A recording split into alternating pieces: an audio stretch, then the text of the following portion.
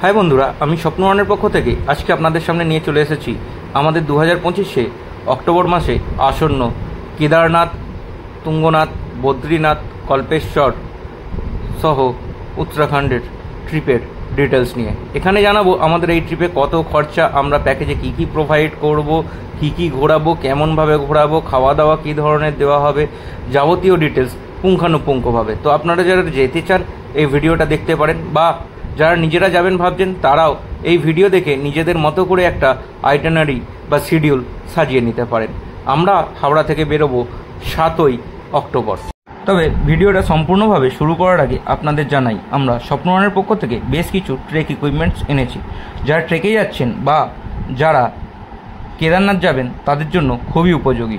যেমন ট্রেকে গেলে কিন্তু বর্ষা বা বৃষ্টি হতেই পারে, এটা মাথায় নিয়ে আমাদের এগোতে হয়। সেই ক্ষেত্রে ভিজে যাওয়ার একটা সম্ভাবনা থাকে, তা আমরা ছাতাই ইউজ করি বা রেনকোট ইউজ করি। রেনকোট ইউজ করলে পিছনের ব্যাগটা ভিজে যাবে, ছাতা ইউজ করলে পায়ের দিকটা ভিজে যাওয়ার চান্স থাকে। তো এই পঞ্চ আপনারা ইউজ করতে পারেন, এটা খুবই উপযোগী। এই পঞ্চ আমাদের কাছে পেয়ে যাবেন। এছাড়া ট্রেকের সবচেয়ে গুরুত্বপূর্ণ জিনিস হলো ট্রেক শ্যু। আমাদের কাছে পেয়ে যাবেন স্বল্প মূল্যে, মাত্র 2000 টাকার বিনিময়ে ট্রেক শ্যু, যেই ট্রেক শ্যুটা আপনারা ছবিতে দেখতে পাচ্ছেন। কেদারনাথে গেলে বা ট্রেক রুটে গেলে এই জুতো কিন্তু খুবই উপযোগী জুতো। এছাড়াও আমাদের কাছে হলোফিল জ্যাকেট পেয়ে যাবেন, যা ভালোভাবে -5 থেকে 7 ডিগ্রি টেম্পারেচার পর্যন্ত ব্যবহার করতে পারবেন। এছাড়া পাবেন ট্রেক প্যান্ট, যা মাঝখান থেকে খুলে হাফ হিসাবেও ইউজ করা যায়।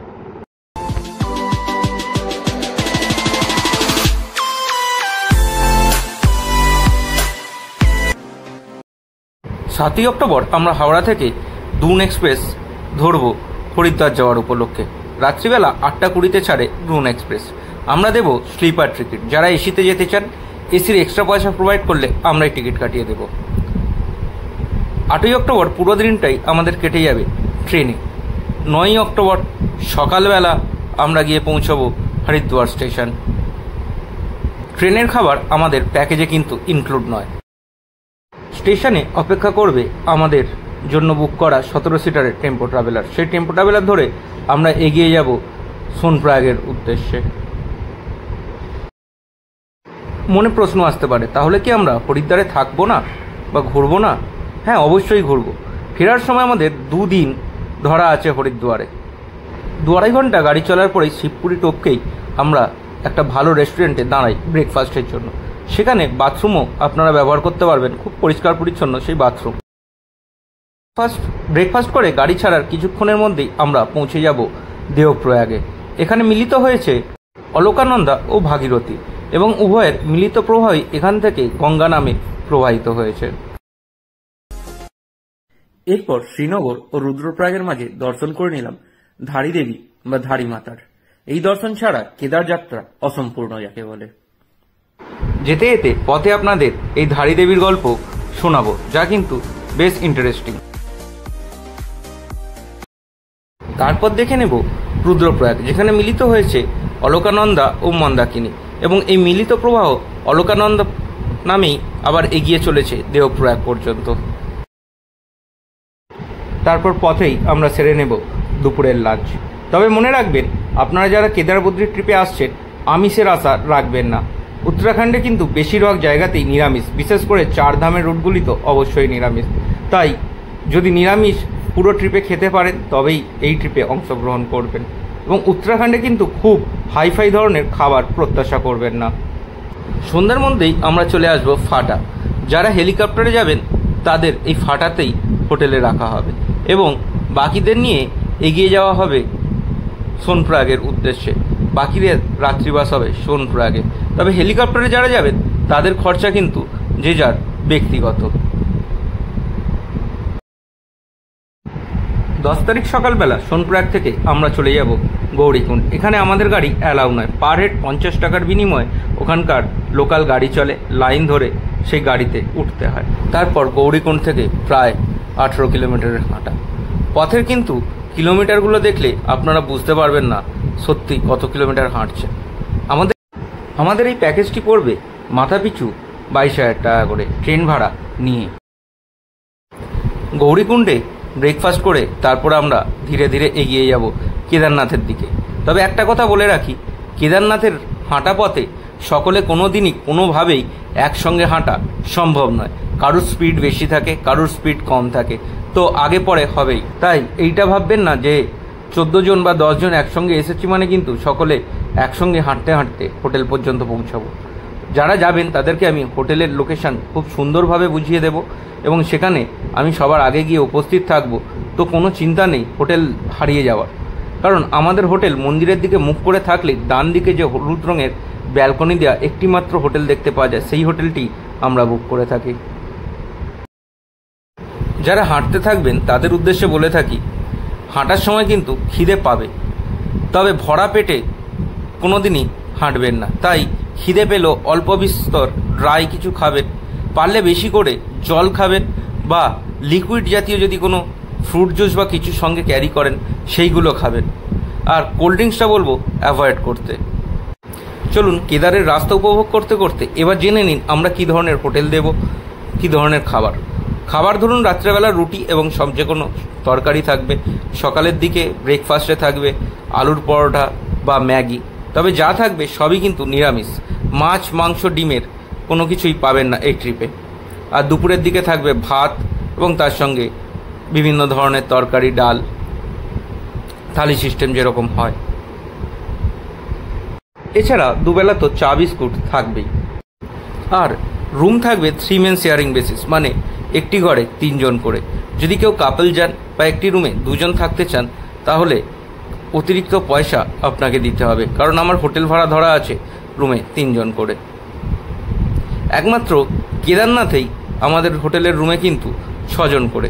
সেই ক্ষেত্রে কাপল রুম চাইলে আমরা অবশ্যই ব্যবস্থা করে দেব, কিন্তু ওই প্রেমিসেসে হবেন না। পরে বলবেন না যে বাকিরা যে হোটেলে থাকলো তার ব্যালকনি দিয়ে কেদারনাথ মন্দির দেখা যায় এবং মন্দিরের পাশেই, বাট আমাদের রুমটা একটু দূরে, কারণ আমাদের ওই হোটেলে কিন্তু কোনো 2 জন থাকার রুম নেই। যার রুম আছে 6 জন 7 জন করে থাকার, এবং অবশ্যই অ্যাটাচ বাথ এবং গিজার রয়েছে হোটেলে। যারা হেলিকপ্টারে উঠছেন তারা তো সকালের মধ্যে হোটেলে চলে যাচ্ছেন, সকাল 10টায় হোটেল চেক ইন। তবে যারা হেঁটে উঠবেন তাদের উঠতে উঠতে বিকেল থেকে সন্ধে গড়িয়ে আসতে পারে। যারা হেলিকপ্টারে উঠবেন সকালবেলায় পুজো দিয়ে দিতে পারবেন পৌঁছে গিয়ে।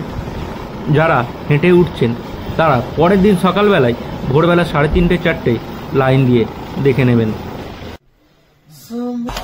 কেদারনাথ কি হর হর মহাদেব।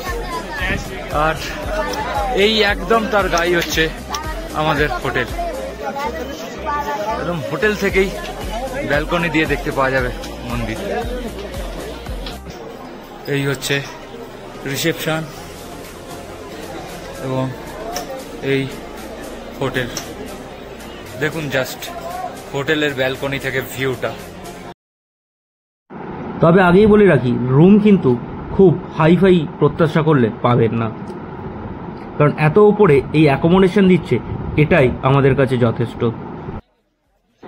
মন্দিরের পেছনে আপনারা দর্শন করে নেবেন ভীমশিলা, যা 2013 বন্যায় কিন্তু কেদার মন্দিরকে একাই রক্ষা করে গেছিল। তারপর তার পিছন দিকেই একটুখানি হেঁটে গেলেই দেখতে পাবেন আদি গুরু শঙ্করাচার্যের সমাধিস্থল।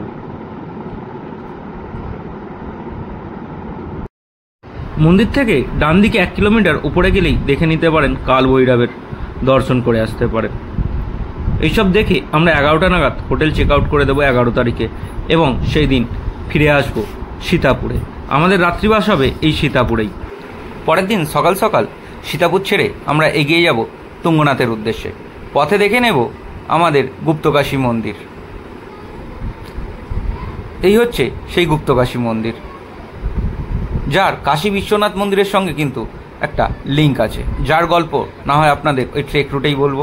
আবার এও কথিত আছে যে এখানে বেশি সময় লাগে না, আধা ঘন্টার মধ্যে আপনার ঘোরা হয়ে যাবে। তারপর আমরা গাড়িতে করে আবার বেরিয়ে যাব চোপতার উদ্দেশ্যে। চোপতায় আমাদের ওখানে থাকবে ডিলাক্স টেন্ট। এই টেন্টেও একটা টেন্টে 5-6 জন করে।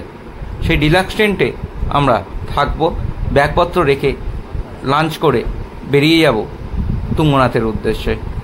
চোপতা থেকে এই 3.5 কিলোমিটারের ট্রেক তুঙ্গনাথ। যারা যেতে পারবেন না, মাথাপিছু 800 টাকার বিনিময়ে ঘোড়া করে নিতে পারেন। এই যে ভিডিওতে দেখছেন এই ডিলাক্স টেন্টেই আমরা থাকবো।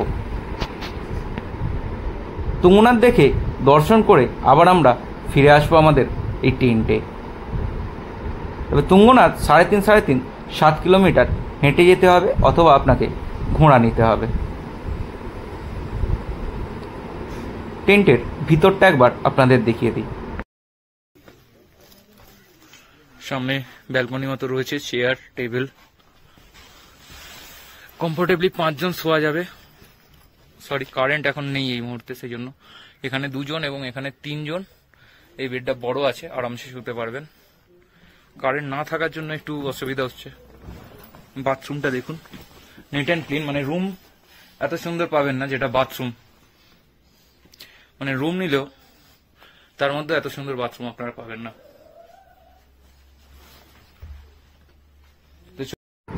টেন্টে ব্যাগপত্র রেখে লাঞ্চ করে আমরা চলে আসব তুঙ্গনাথের দর্শনে। গাড়ি আমাদের ছেড়ে দেবে চোপতায়, সেখান থেকে আমরা হেঁটে উঠব তুঙ্গনাথ। এই ভিউ পাবেন উঠতে উঠতে। যদি আকাশ পরিষ্কার থাকে তাহলে কিন্তু চারিদিকে শ্বেত শুভ্র পাহাড়ের চূড়াগুলি দেখতে পাবেন। এই হচ্ছে তুঙ্গনাথ মন্দির।